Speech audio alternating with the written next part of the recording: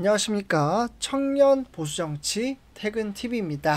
오늘도 우리 자유민주주의를 수호하며 우리 청년 보수의 미래, 우리나라가 올바른 길을 가고 있는지 정말 이 정치권에 관심을 가지고 살펴봐야 한다는 생각에 이렇게 유튜브를 시작하게 되었습니다.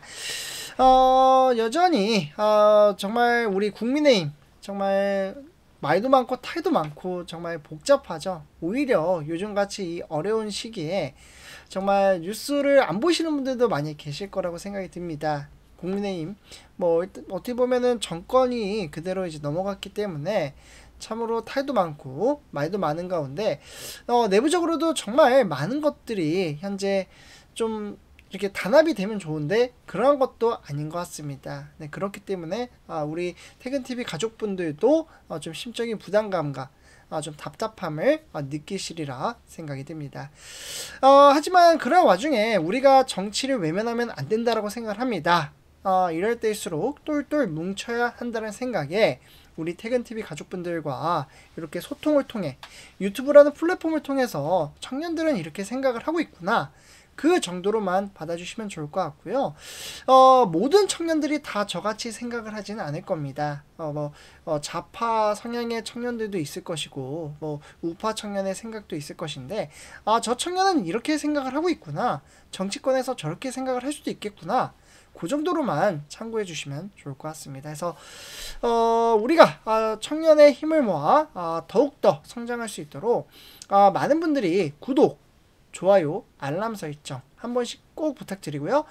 우리가 똘똘 뭉칠 수 있도록 한 번씩 부탁드리겠습니다. 그리고 영상 끝까지 좀 지속시간도 늘려야 이게 좀 알고리즘을 탄다고 하거든요. 그러면 우리가 더 많은 사람들이 뭉칠 수 있다는 생각에 한 번씩 꼭 부탁드리겠습니다. 제가 매일같이 이제 신문 기사를 분석을 해드리고 있는데 그동안은 인물 중심으로 말씀을 드렸다면 오늘은 좀 정책, 이재명 정부에 따르는 첫 부동산 정책이 나왔습니다. 근데 문제가 있죠. 네, 바로 무슨 문제가 터졌냐? 번복을 합니다.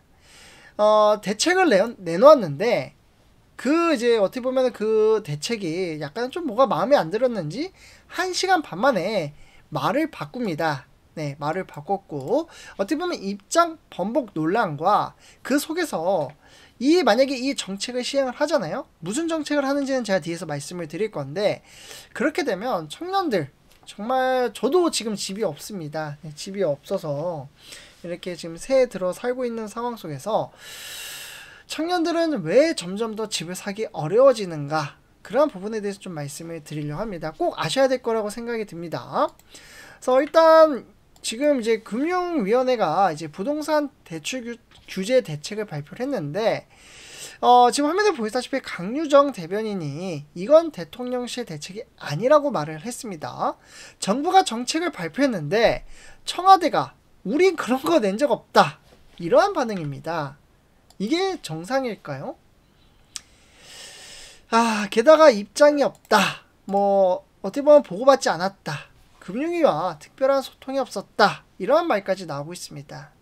이런 식이라면 부처가 알아서 대책을 내놓고 대통령실은 뒷짐지는 구조가 아닌가, 그러한 생각이 듭니다.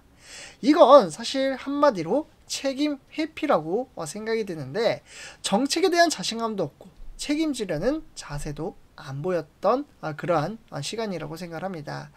그래서 실로 이와 관련돼서 국민의힘 안철수 어떻게 보면은 의원이 폭탄 발언을 했습니다. 얼마나 어처구니 없었으면 여야 내부에서도 강한 비판이 나왔는데 지금 위에 문구로 뭐라고 되어 있나요?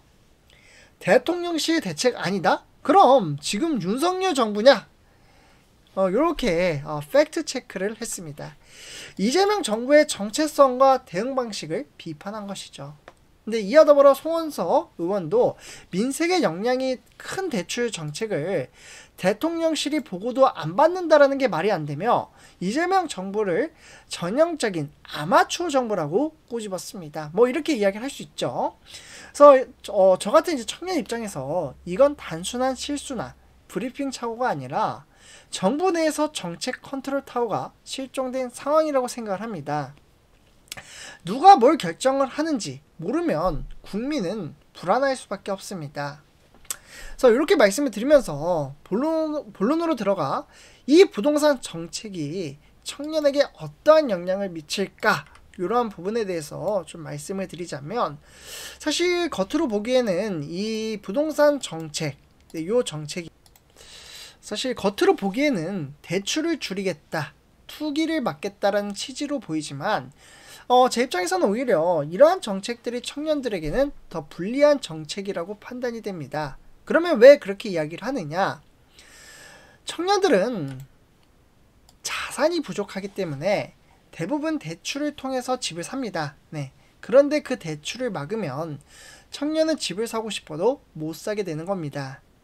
그러니까 기존 자산이나 부모 찬스를 쓸 수 있는 사람들만 집을 사고 청년은 더 뒤처지는 구조가 되는 겁니다. 두 번째는 청년은 실수요자인데 규제 대상이 된다면 정부는 투기 억제라는 명분으로 규제를 밀어붙이지만 청년들은 집을 사서 실거주하려는 그런 실수요자입니다. 그런데 그 규제 대상이 되면 결국 그 기회를 빼앗기게 되는 겁니다. 정책의 실수요자를 보호받지 못한다면 이건 실패한 정책이라고 볼 수가 있겠죠. 근데 그것은 좀 가봐야 알 거라 생각이 들고요. 결국에는 전세, 월세 부담은 커질 수 있다라는 겁니다. 집을 못 사는 청년들이 전세나 월세로 몰리게 되면 결국 수요는 늘어나게 되거든요. 그 늘어나게 된다면 공급이 따라가지 못하고 결국 전세와 월세의 가격이 올라가게 된다라는 것이죠. 결국 집도 못 사고 전세, 월세는 오르고 청년은 결국 이중고에 빠지게 되는 것입니다. 그만큼 이번 부동산 대책은 정체적 혼란만큼이나 청년층에게 실질적 부담을 안기는 내용들이 많습니다. 입장은 바뀌고 책임지는 사람은 없고 실수요자인 청년만 점점 기회에서 멀어진다는 것이죠. 그렇기 때문에 진짜 부동산 대책이라면 무주택 청년, 생애 첫 주택 구매자, 자산 없는 실수요자, 이들에게 예외적 기회와 지원을 줘야 한다고 생각합니다. 이게 바로 실제 민생을 위한 정치가 아닐까라고 생각합니다. 그래서 오늘 이렇게 영상의 소식을 전해드렸고요. 제 영상이 도움이 되셨다면 구독, 좋아요, 알람 설정 한 번씩 부탁드리겠습니다. 감사합니다.